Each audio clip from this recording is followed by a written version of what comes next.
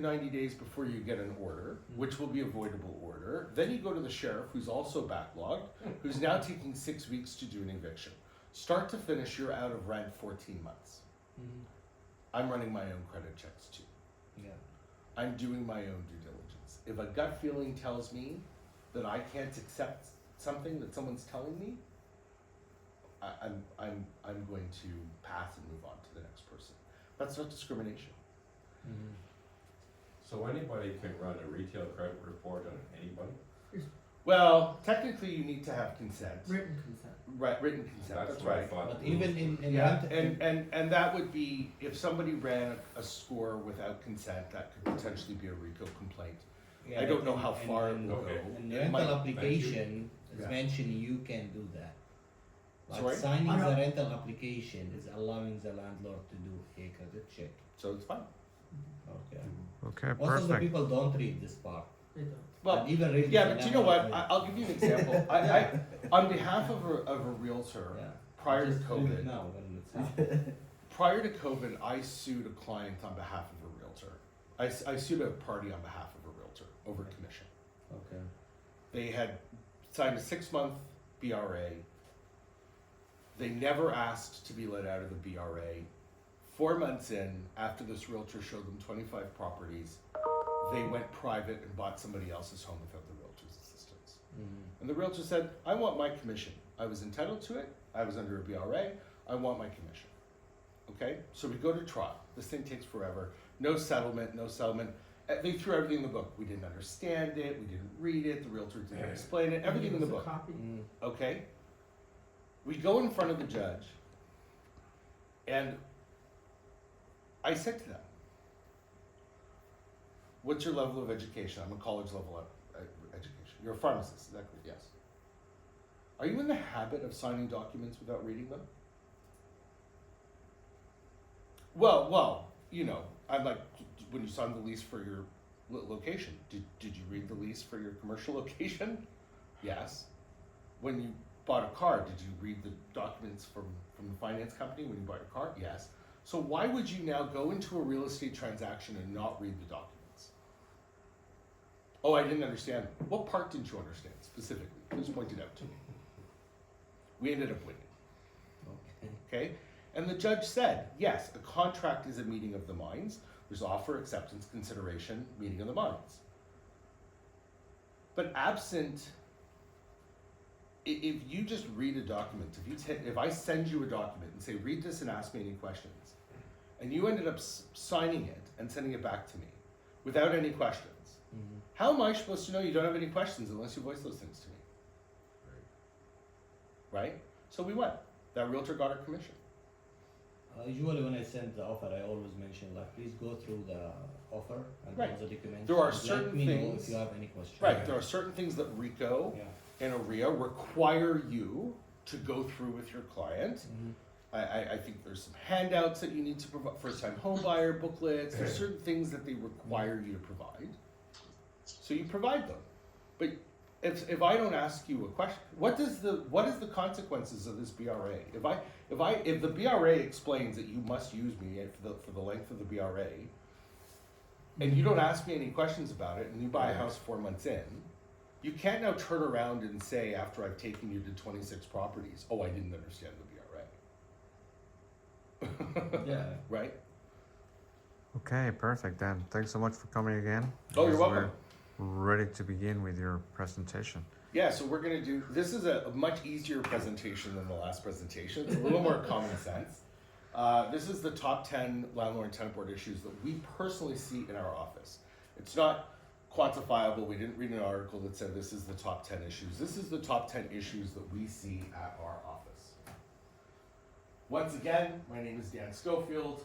I work for SFG Paralegal Services. I'm based out of Richmond Hill. I have business cards here at the table at the brokerage if you want to come in and take one of my business cards. If not, I'm happy to allow you to take a snapshot of the screen. So what are we going to be talking about? We're going to be talking about non-payment of rent, persistent late payment of rent, damage, reasonable enjoyment, interference with the rights of the landlord, what is subletting and early termination, mistakes on notices, what are considered illegal entries or tentative denying entries, eviction for owner purchaser zone use. This is something that you guys will want to know a little bit about. We're going to talk about some basic human rights accommodations, some basic smoking, cultivating marijuana clauses, and small claims court versus notices. Now, let me just say that some of these things are somewhat relevant. We'll go through it when we have a chance. I'm going to get into it within the presentation. There's a case that was heard in 22 called Rivera and Elevant. So prior to that case being heard, we always said to people, well, look, if the realtor did your notice or a property manager did your notice, there's a chance that it would become void. Because the law says creation of the notice is a legal service, and if that person is not licensed to provide legal services, then that document is potentially void.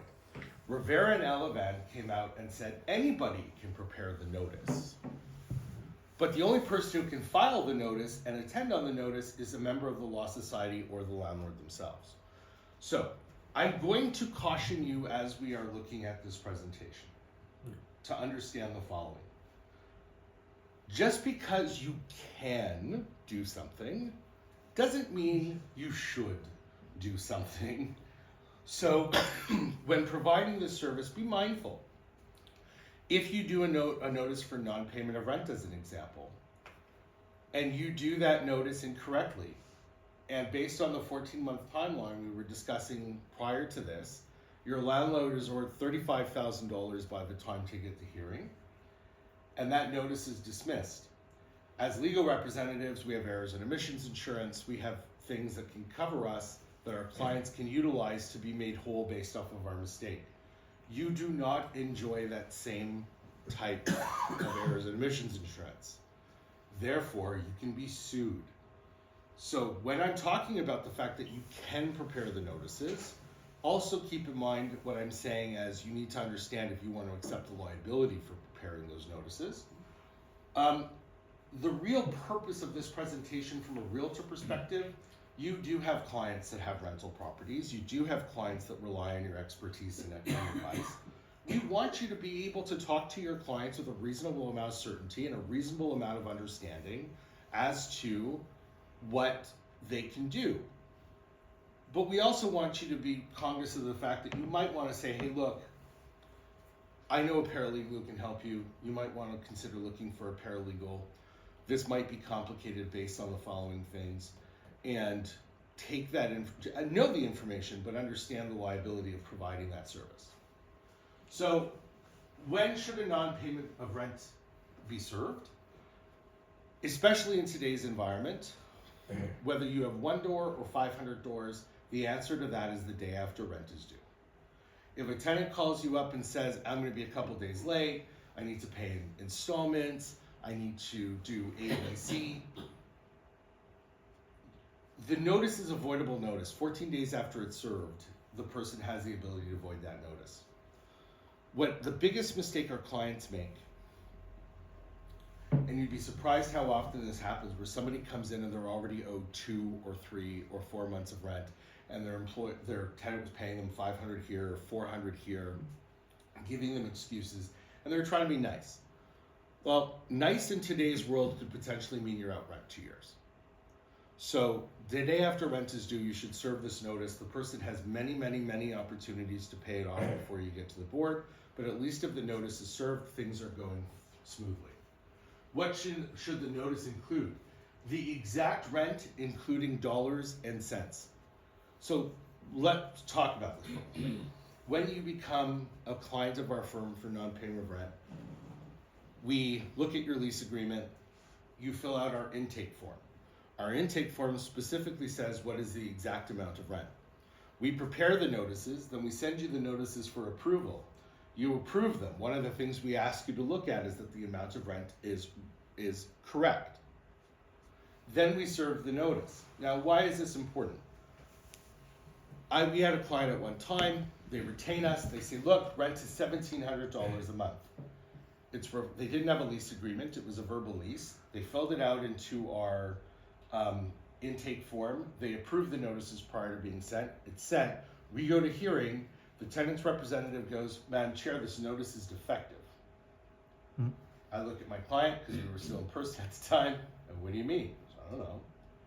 The representative goes, the tenant actually pays $1,699 a month for rent, not $1,700 a month for rent. That notice was deemed defective, it was dismissed, and we had to start all over again. $1,699 is not $1,700. So it's extremely important that you be exact. Now, in this particular situation, this wasn't our mistake, this was our client's mistake. We rely on the information that our clients provide. But it's important because you'll talk to clients, and to a lot of people, they say, what's the rent? Oh, it's $1,700 a month. Well, no, it's not. It's $1,699. You have to be specific. Do not include NSF charges, rent charges, rent increases not done in accordance with the Residential Tenancies Act. So a rent increase that wasn't done properly on an N1 or an N2, you don't want to include that. It could invalidate the notice. You want to, NSF charges are not rent. NSF charges are charges. There's a space for that on the applications. And as a landlord, you can't charge interest on missed rent payments. So inclusive of any of that would invalidate the notice. It should include the names of all tenants, but not the occupants. There's a reason for this down the road, but let me explain it to you now. Okay? If I, Dan Schofield, rent 123 Anywhere Street, and I move my wife to live, and my wife moves in as an occupant. Now, I, as the landlord, name both myself, the tenant, and the occupant on the notice. I run the risk of creating a tenancy because the notice says list all tenants. Okay? So now down the road, the landlord sells or wants to move in, and they issue an N12, which says they can move in. And they only put my name on the N12 because I'm the only tenant. Those people now can go to the board and argue the notice was defective, it didn't name all tenants. And when your legal representative stands up, or their legal representative, I looked at the lease, there's only one name on the lease, this other person is an occupant, doesn't need to be mentioned. They're gonna say, but hold on a second. We received some N4s during COVID because we had a hard time paying our rent. My wife was listed on all of the N4s. So if she's not a tenant and the N4 says only list tenants, why was she on the N4 if she's not a tenant? So you can create a tenancy that way. And if not create one, an adjudicator may decide it's not created. But if you could potentially create a situation where there's a tenancy created. Your notice may be drafted by any person served, like I said, Rivera and Elevant. The application, however, must be filed either by the landlord or a licensee of the Law Society. Because the filing of the application is where the divisional court has deemed that the legal services start. So what is persistent late payment of rent? So as a rule of thumb, persistent late payment of rent is rent that's paid more than half the time, okay? So if a person pays you late a couple times in a 12-month period, let's say twice in a 12-month period, that's not persistent. That's the odd blip in the road. Our experience has been that when a tenant is persistently paying rent for a long enough period of time, that persistent tenant eventually becomes a non-paying tenant. And we recommend, in some cases, that this be served as a new notice, as a backup notice. And the reason for that is this: if I serve an N4 and an N8 for persistent late payment of rent, and the tenant pays off the N4 prior to hearing, and is not in arrears at the time of the hearing, I can still rely on this persistent late payment notice. I most likely will not get an eviction, but what I will get is a pay on time order. I'll get something that says the tenant has to pay on time and in full on the 1st of the month or 15th of the month or whatever their date for rent payment is for a year. And if the tenant doesn't pay on time and in full for that year, I don't need to serve any further notices. I can simply go to the board and ask for an eviction based on their failure to pay rent on time. So we would combine that notice. what is required, landlords either serve N4s or they should have a rent ledger, even something simple created in Excel that talks about when rent was due, how much was paid, when it was paid, and whether it was paid in installments. And that's what we would use. Question, do you still have to wait the whole year to evict?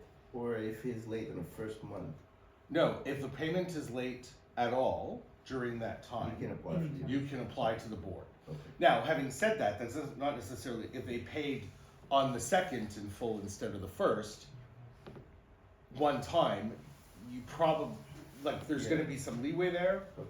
but theoretically, you're not serving new N4s, you're not filing new N4s, you're not waiting for new Go deals. straight to the board. So damage is a big one. So what is damage? Damage is anything other than wear and tear of a rental unit. If you're not sure whether something is damaged, you should call a licensee, whether a lawyer or paralegal that deals with residential tenancies issues, and ask them the question. Many paralegals like myself, when I have realtors call me, if it's a quick 5-minute conversation, I'm happy to give that information at no charge, just to kind of figure out what's going on. You come and listen to this, you'll throw up. Sorry? What tenant sit here and watch this meeting? Oh, Yeah.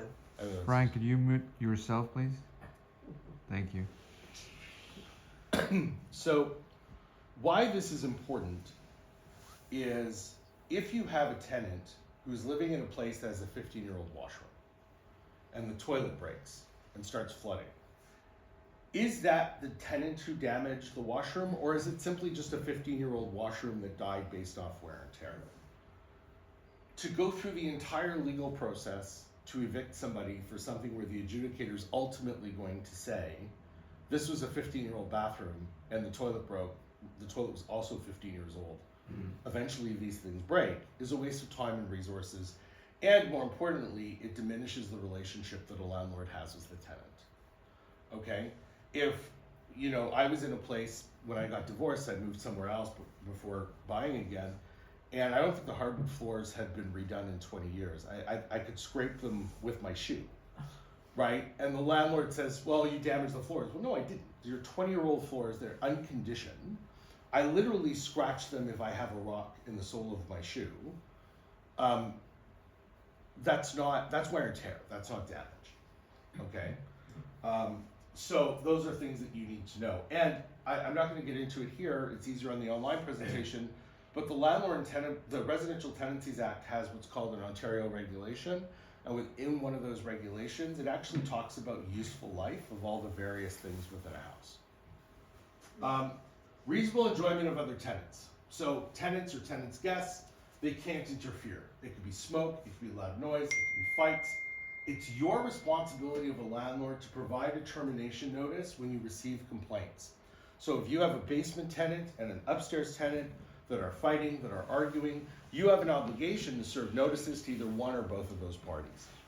Having said that, the tenant who complains has to be willing to come and testify to the things that they are complaining about. Okay? So, if they are complaining about a large amount of noise, you as the landlord didn't hear that noise. You may have gotten a text message about it, you may have gotten an email about it, but you don't know what the noise was or how it was or what was the reason for it. So that tenant has to be willing to come to the Landlord Tenant Board. If that tenant says, no, I want to stay neutral, I don't want to be involved in the process, then you really are hamstrung in proceeding, and you need to tell that to your tenant in writing.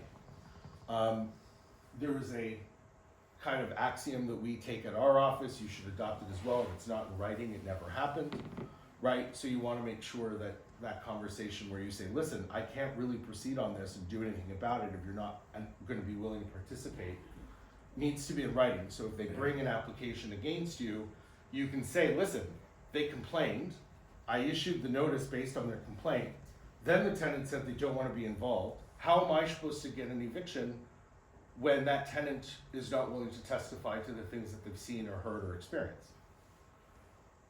Interfering with rights of a landlord.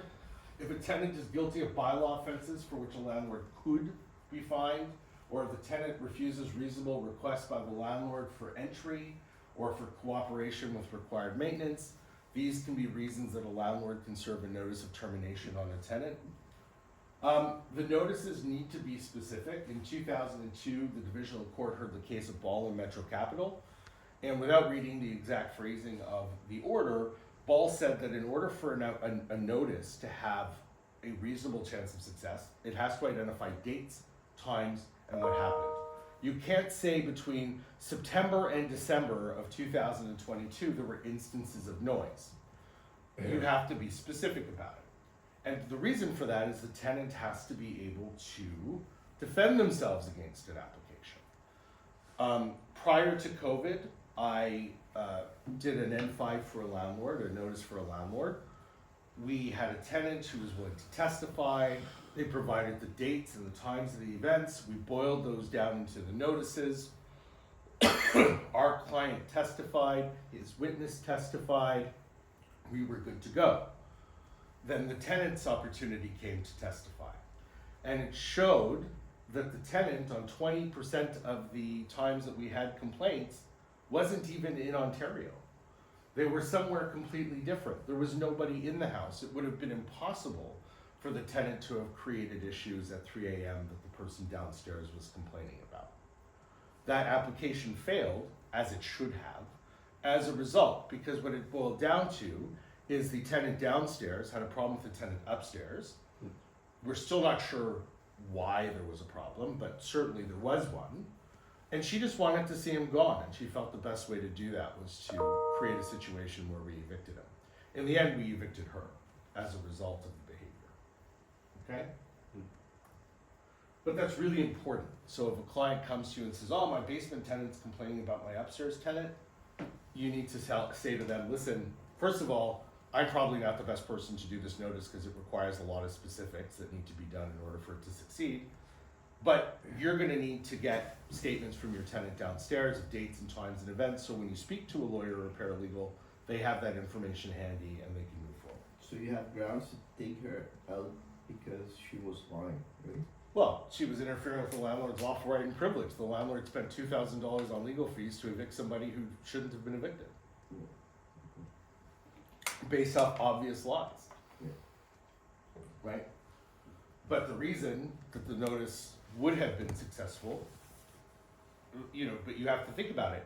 If this person was just a homebody who just stayed at home all the time, they could have been evicted as a result because they would have had no proof. That's why the dates and times and events are important.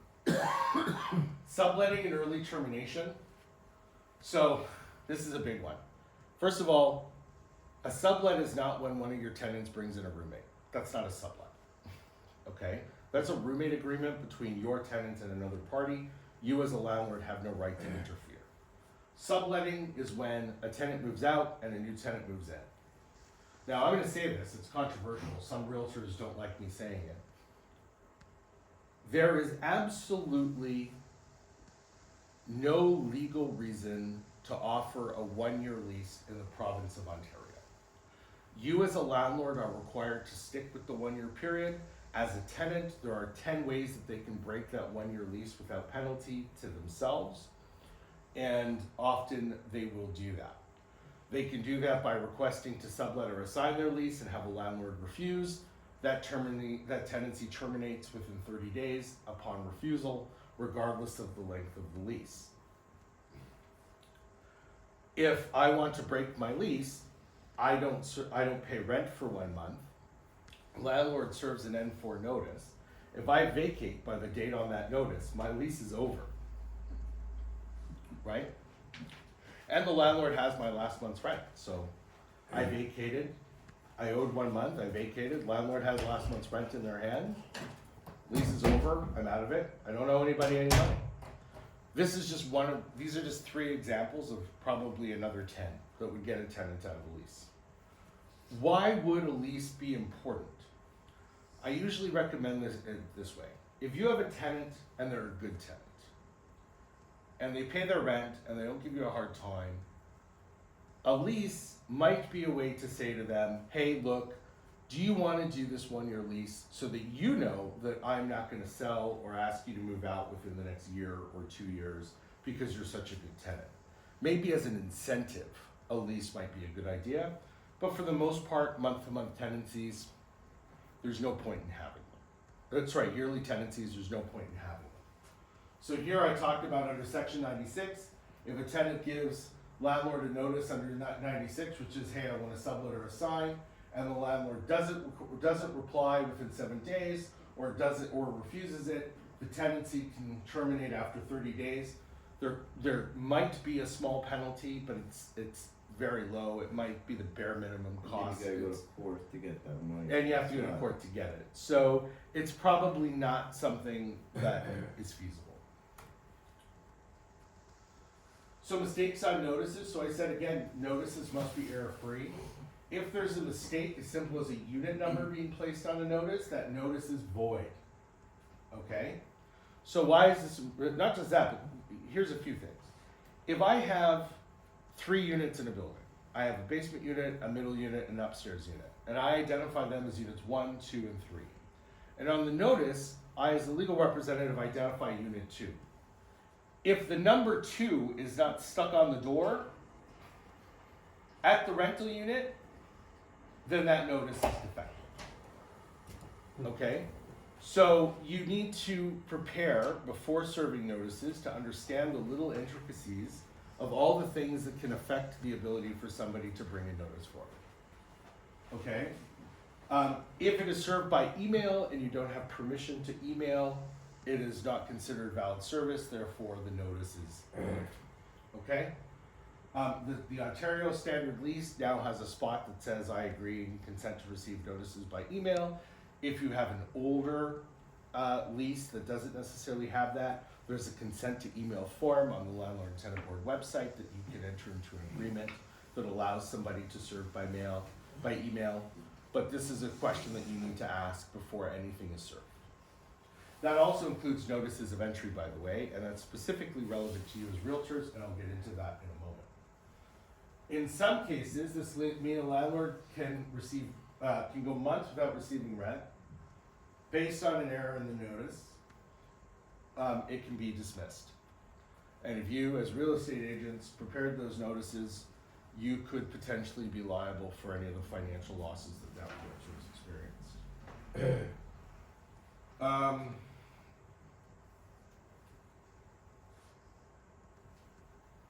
And everything else we talked about on that slide. Illegal entries and tenants are denying entries.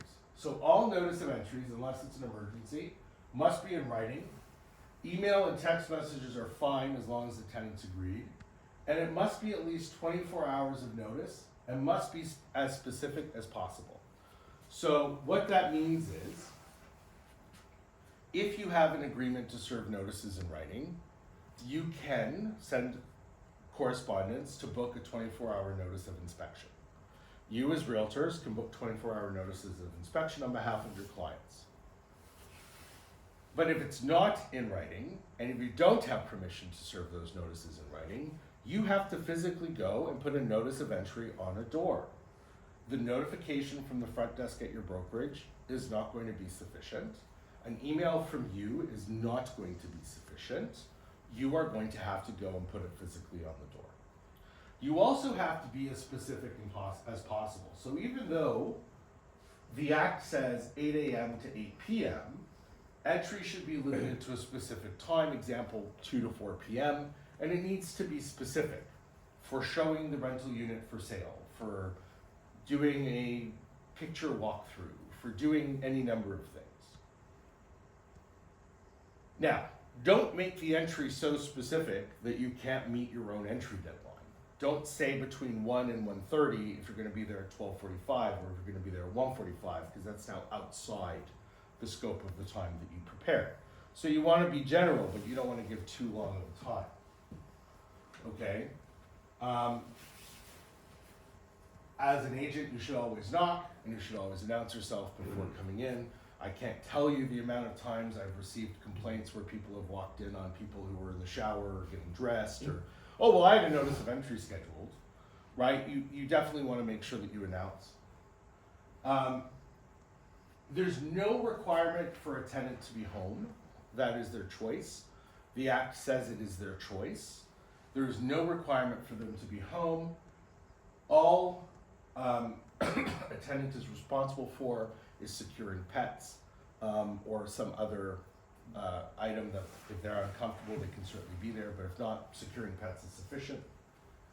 And if you come in outside any of those times, or if you write for showing, and then you do the showing, but you also take pictures, or you also do something else while you're there, that could be considered an illegal entry. And in Rona and Toronto Community Housing, Mr. Rona received an award from Toronto Community Housing of $1,000 per each illegal entry. Now in Rona, it was a little different. In Rona, he came and knocked on the door and said, "Can we come in and do this inspection? We forgot to give you a notice, but we'd like to do this inspection." And Rona said, "Yes, come in." And it was still deemed an illegal entry because there's a power imbalance between an owner and or a manager and a tenant. They know that there's a power imbalance, and they're more likely to give you permission to come in and do the inspection, even if they don't want you to come in and do the inspection. Okay? It's also important, and this is something I just finished a RICO complaint about with another realtor, that if you intend to take pictures, that you get the person who's in the property, that you get their written consent to take photos. You as a realtor, or as a landlord even, do not have permission to take pictures of people's personal belongings, and somebody may be uncomfortable with you taking a picture that shows a family portrait or that shows some work that they've been doing from home.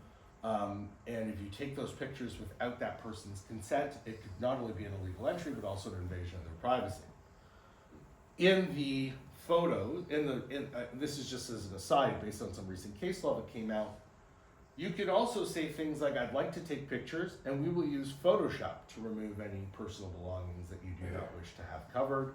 We can use other methods to obtain the pictures." The best way to do it, honestly, use old pictures. Use the pictures that were taken before the person moved in with the house completely empty.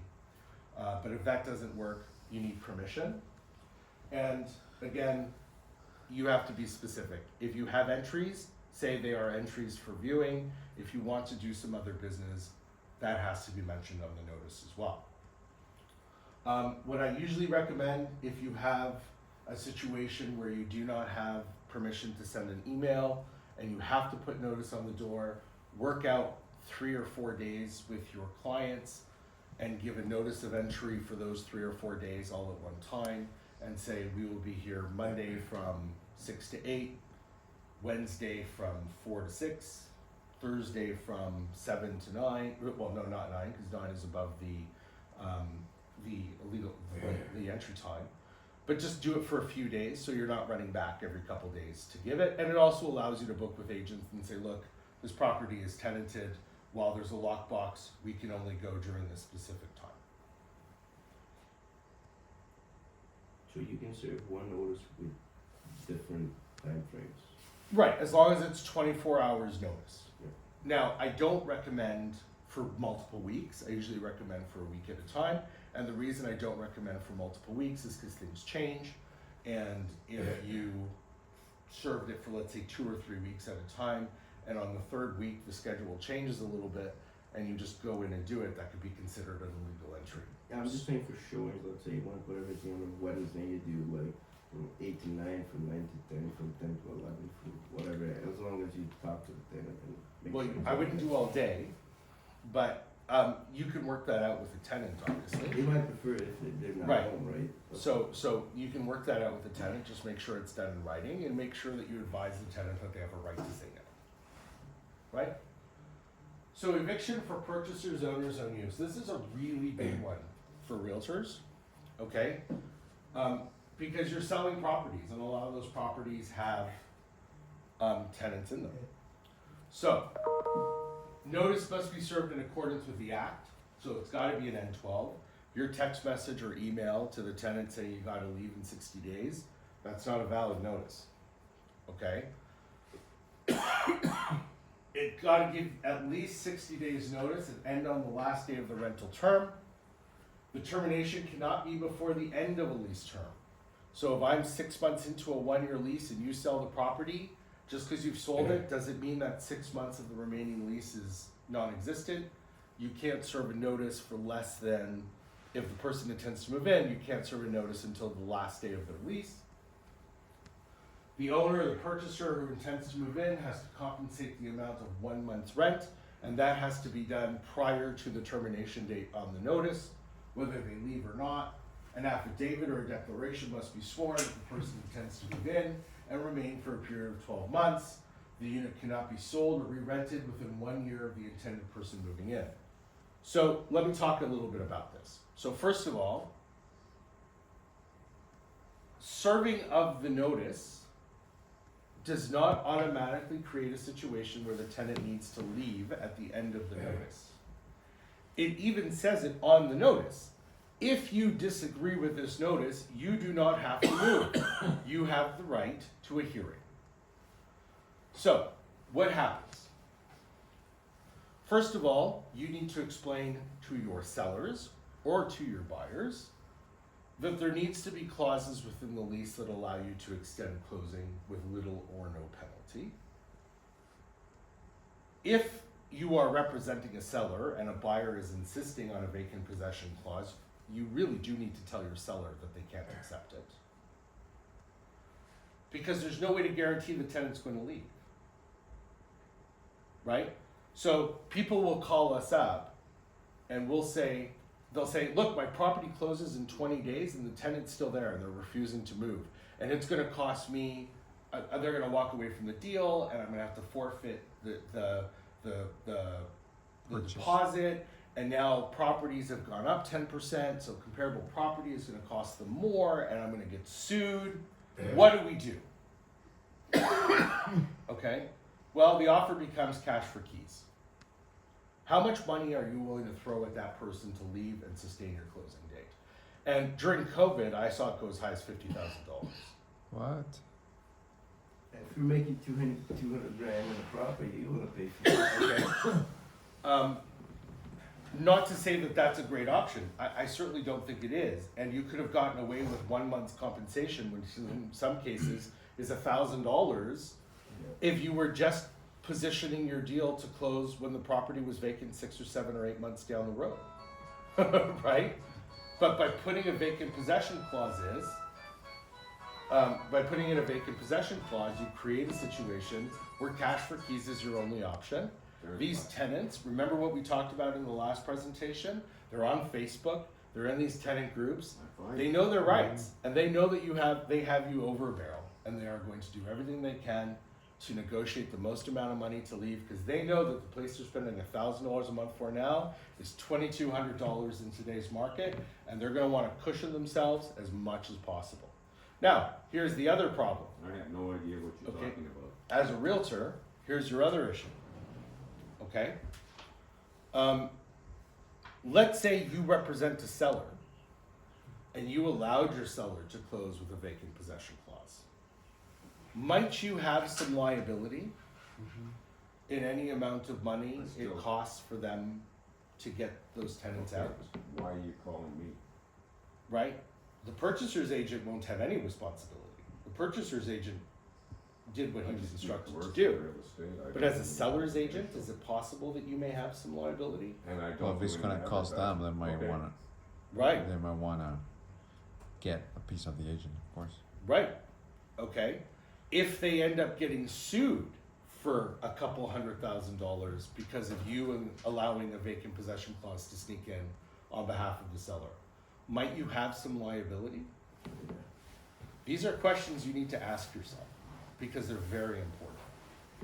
So never allow on a tenanted property, and this, by the way, went prior to COVID as well, on a vacant property where you have to get it, the tenant has the right to exercise a hearing and the tenant has a right to stay until that hearing, which right now takes 8 months. You should never have a vacant possession clause when you're representing the seller. Never allow it to go through on a tenanted property. The only exception to that is this. The Act, the Landlord Tenant Board website, is a form called an N11. It's an agreement to end tenancy. Okay? The mere fact that a form exists that allows you to agree to terminate a tenancy means that you could, as long as you're not influencing any undue pressure, approach a tenant and say, the landlord wishes to sell. We would really prefer to not go through the N12 process because the amount of time that it takes. Let's talk money and let's see what it would take for you to sign an N11 and agree to terminate the tenancy on a specific day. And that's something that can be negotiated. I would argue it needs to be negotiated in a very specific way, but it's something that can be negotiated. And understand that the tenant still may not leave on the day that's listed on the N11. You may need to go to the sheriff and get a sheriff's eviction, which can take 4 to 6 weeks. So you want to have that built into your deal as well for closing. Maybe a 90-day closing if the tenant has agreed to leave on, January 30th, maybe build your closing to March 15th to account for the fact that there might be a tenant still there. And I've seen realtors say March 15th, but if the tenant vacates earlier, we can close earlier. Right? Those are all really important things to take into consideration. What is the penalty for a bad faith notice? Okay, not really something I think that you need to concern yourselves about unless you knew that it was a notice served in bad faith. But if you have your own rental property or know somebody who does, the difference in rent for a period of 12 months, so the tenant was paying $1,000 a month before and now pays $2,000, it's $12,000 penalty. The award of 12 months of the total previous rent, so if the tenant was paying $1,000 a month, that's another $12,000, we're at $24,000 now. Reasonable moving expenses is determined by the board. So things to consider, it was $1,000 all inclusive, now it's $2,000 plus utilities. You're gonna have to cough up some money for those utilities. A possible board fine, for an individual, it's $50,000, for a corporation, it's $250,000, and a total monetary limit of $35,000 awarded to the tenant. Those are possible issues. Now, when I say that, you as a realtor, if you are representing a seller, this is where it's really important, have the purchaser incorporate into the purchase and sale agreement that their client intends to move in and that they intend to stay there for a period of 12 months. And the reason you want to do that is because if it ever comes back to the board, you can say as the seller, hey, this person acted in bad faith. Certainly they deserve to have something done, but we got a declaration that said that they were moving in, and our purchase and sale agreement says that they were going to move in. We didn't know. We operated on the assumption when we served the notice that it was for them to move in, and that's based on the seller, as the seller. So you absolve yourself of those possible damages, or you absolve your client of those possible damages. And how do you do that again? Sorry? How do you insert them again? Well, on the purchase and sale agreement, obviously you're able to add verbiage, and one of those things may be the purchaser, the seller and purchaser agree that the purchaser intends to occupy the unit at blah, blah, blah, blah, blah as their primary residence from close to a period of 12 months after they've closed the property, right? There is currently no legislative requirement for a purchaser to stay there 12 months. It's only that they occupy. And when I say that, I mean they move in and after a month they move out. Technically, they've occupied the property. The reason I suggest covering yourself in the purchase and sale agreement by saying a year, the Residential Tenancies Act is an adaptive legislation. It changes on a fairly regular basis. Every couple of years there's an amendment. A lot of purchasers are abusing the occupancy portion of it. I don't think that it's a far stretch that on the next amendment there will be something there that says the purchaser is required to move in for a period of a year. It may never happen, but it could. And at least if it's incorporated into these changes tend to be retroactive to the limitation period. So at least if it's incorporated in the purchase and sale agreement and 6 months from now they change the act, it now doesn't allow that tenant to go back and come after the seller. It's really protection of the seller. And most people shouldn't have a problem with it. And if they do, right, then that's a conversation you have to have with your client about possible liability in the future. But remember, a purchaser doesn't have the right to unseat a tenant just because they're a purchaser. They have to be willing to occupy the rental unit. So you're not asking for anything special. If they're saying, I'm not occupying it, I'm gonna rent it out. No, I want the tenant gone so I can rent it out for market value. You can't serve a notice. Of vacant Right. possession. Sorry? Of vacant possession, I mean? Right, you can't serve an N12 because you know the purchaser doesn't intend to occupy. Right? So you can close and that purchaser can go through, that purchaser now becomes the landlord and they can do whatever they want once they're the landlord with no liability to you. But again, by virtue of buying the property, they can't just unseat the tenant for the sake of it. So getting them to put into the purchase and sale agreement that they intend to occupy the residential unit is important regardless of whether it says for a year or there's no time mentioned. Because if not, you're not protecting yourself. I understand.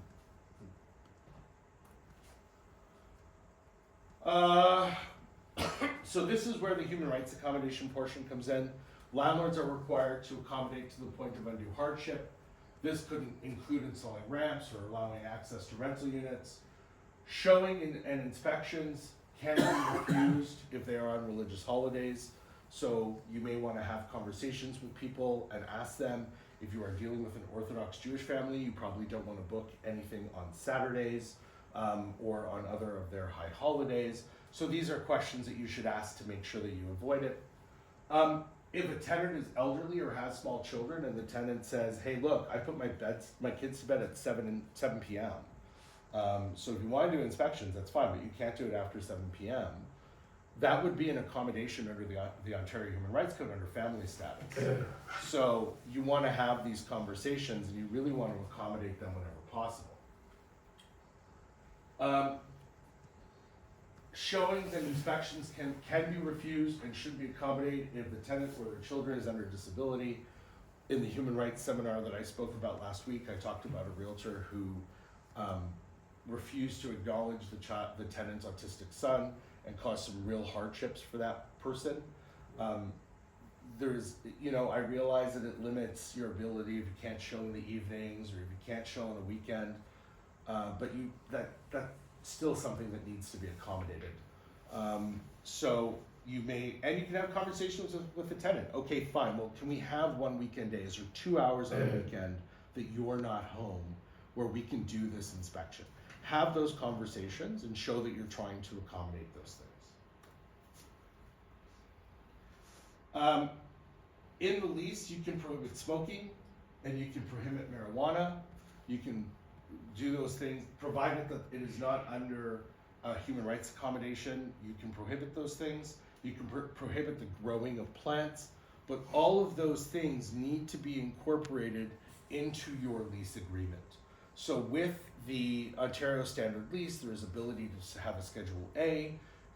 The Schedule A is fine, provided it's not containing illegal provisions against the Act. So for instance, you can't add a Schedule A that says tenant is responsible if the appliances fail, because that's your duty under Section 20 of the Residential Tenancies Act. But you can say tenant may not cultivate, smoke, or otherwise use marijuana or tobacco within the rental property unless it is for religious or human rights accommodation purposes. Now, the reason I say religious purposes is Aboriginal Canadians have a practice called smudging, which is something that generates smoke. You can't prohibit smudging. It's something that's protected under their creed, under the Ontario Human Rights Code. So you want to make it clear in your residential tenancy agreement that you are allowing those religious practices to continue and that you are allowing and accommodating any disability. We had one where a tenant had to consume marijuana as a result of a medical disability. They found, in conjunction with their doctor, that the best way for them to consume was by smoking, not vaping or gummies, which were explored. And the landlord had to accommodate that. Now, that accommodation looks different for different people. If somebody is physically disabled and can't go out easily, that may require accommodation in the unit, and you may have to install some barriers between units to protect other tenants from that smell. If the person is mobile and they can go outside, you can say, hey, you can smoke this outside with no problems at all. But you have to be willing to accommodate those types of things. Just because the Cannabis Act says each individual can grow 5 plants does not mean that the tenant has the right to grow 5 plants. I recently, when I say recently, a couple years ago, I evicted tenants, and this is a reason why inspections are so important. Just general maintenance inspections once every, let's say, 4 to 6 months if you own a rental property, and you should advise your clients to do this. These tenants lied to the government, said they were the owners of the property, got a medical license to grow 147 marijuana plants in their basement. Okay, so it was licensed. They were told by the government they could do it. They misled the government by saying they owned the property, but they were growing it, and they had a medical exemption to grow it, and the police were in. We evicted them because of the damage that it was doing to the property, mold, smell, electrical changes that had to be made to accommodate it, so we were able to evict them based on that. But can you imagine if the landlord didn't do an inspection every 6 months and found out after 3 years that this moisture was seeping into the property? I don't know how realtors would handle this. This is outside of my wheelhouse, but is the house now a grow up? Does it have to be concealed as a grow up? What does it do to the value of that property? These are all things that you would know more about, but certainly when it comes to human rights accommodations for cannabis, you can exclude growing specifically in your lease, and I recommend that you do. I would even say you can restrict it outside as well. So even in the summer, they can't grow outside. So we already talked about smoking, cultivating marijuana, and what you have to do around it. Number 10 is small claims and LTB. This isn't a huge problem anymore because Bill 184 passed, but you always have clients who say, my tenant left, I want to sue them in small claims court. We get that all the time. Well, Bill 184 was passed that said that any tenancy that terminated after September the 1st, 2021 had to be litigated in landlord tenant based on an L10, and anything prior to that date could go to the small claims court and be litigated there. We're now far enough ahead where everything should go to the Landlord Tenant Board. There really shouldn't be any of these other tenancies that are still affected.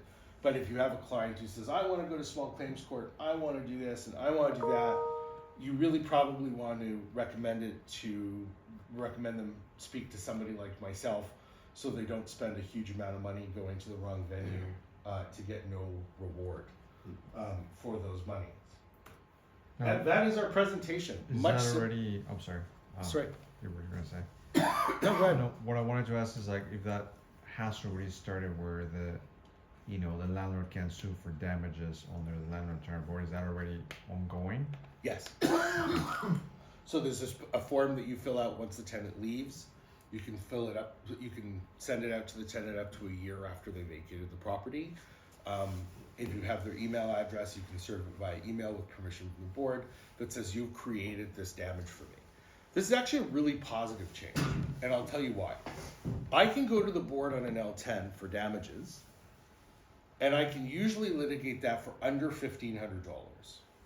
Maybe a little more, maybe $2,000, depending on the extent of the damage. Small claims court could be $4,000 to $5,000 start to finish, and it takes 4 times longer. So having the L10 process is actually a real big advantage because it allows you to do it cheaper and it allows you to do it faster. But that would, if your client calls you up and says, "Oh, I'm going to go to small claims court," you might want to say, "Hey, this paralegal came into my office and I don't know if you can do that anymore. You can either speak to him or call another paralegal and they'll tell you." And what's the likelihood of recovering Is not that just true? the lost rent, but also the legal fees? Can you recover those too? So the answer to that is usually it depends. Okay.